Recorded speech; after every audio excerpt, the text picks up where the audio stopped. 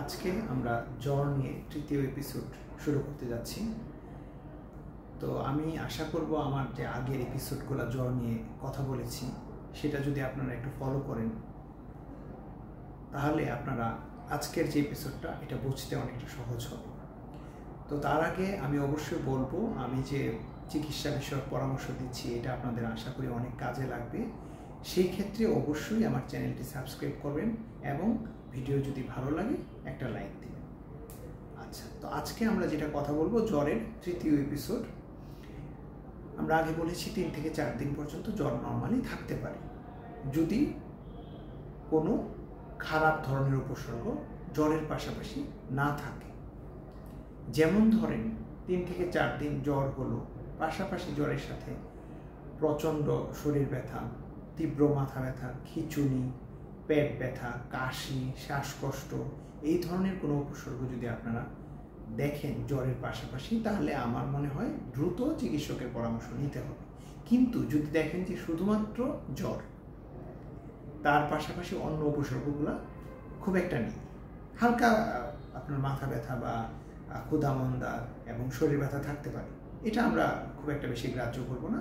কিন্তু সেটা যদি তীব্রতা আর আকার ধারণ করে তখন আমরা অবশ্যই একজন রেজিস্টার্ড চিকিৎসকের পরামর্শ নেব। কোনোভাবেই কখনো চিকিৎসকের পরামর্শ ব্যতীত ফার্মেসির পরামর্শ অনুযায়ী কোনো ধরনের অ্যান্টিবায়োটিক সেবন করব না। কারণ অ্যান্টিবায়োটিক এইভাবে অপ্রয়োজনীয়ভাবে সেবন করলে সেটা আমাদের নিজের তো ক্ষতি হতেই পারে এবং পাশাপাশি অন্যদের, আমরা যারা পাশাপাশি সমাজে বাস করি সেটা অনেকেরই রেজিস্ট্যান্ট গ্রো করতে পারে। সুতরাং আমরা অবশ্যই কোনো ফার্মেসির পরামর্শ নিব না, আমরা সরাসরি রেজিস্টার্ড চিকিৎসকের পরামর্শ নিব এবং যদি উনি অ্যান্টিবায়োটিক বা এই জাতীয় যে ধরনের ওষুধই দিবে উনি, সেটা আমরা পরামর্শ হিসেবে গ্রহণ করব। তৃতীয় যেটা আমরা বলবো যে 3 থেকে 4 দিন পরেও অনেক সময় দেখা যায় যে সামান্য একটু জ্বর থাকতে পারে বা একটু হালকা শরীর ব্যথা থাকতে পারে। এটা আসলে জ্বর শেষ হয়ে যাওয়ার পরেও অনেক সময় ভাইরাস কিছু পার্টিকেল আমাদের শরীরে থাকে, এটা আসলে ওই উপসর্গগুলো তৈরি করে। তো এটা নিয়ে আসলে ভয় পাওয়ার কিছু নেই। আরেকটা জিনিস আমি বলবো, জ্বর আসলে কিন্তু ক্ষুধামন্দা হবে।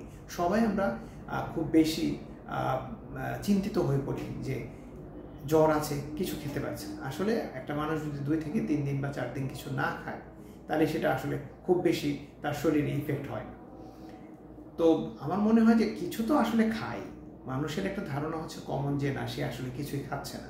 তো আমি যেটা বলবো, আগের ভিডিওতে আপনারা খেয়াল করবেন, বলেছি যে প্রচুর পরিমাণে লিকুইড জাতীয় এবং পর্যাপ্ত পানি জাতীয় খাবার সেবন করার জন্য বা খাওয়ার জন্য। এক্ষেত্রে আপনার ওই দুর্বলতা বা জ্বর হওয়ার পরে যে একটা অবসাদগ্রস্ততা, এই জিনিসটা কেটে উঠবে। তো আশা করি আপনাদের আজকের এই ভিডিও আপনাদের অনেক উপকারে লাগবে এবং আমার চ্যানেলটি সাবস্ক্রাইব করে আমার পাশে থাকবেন। ধন্যবাদ সবাইকে।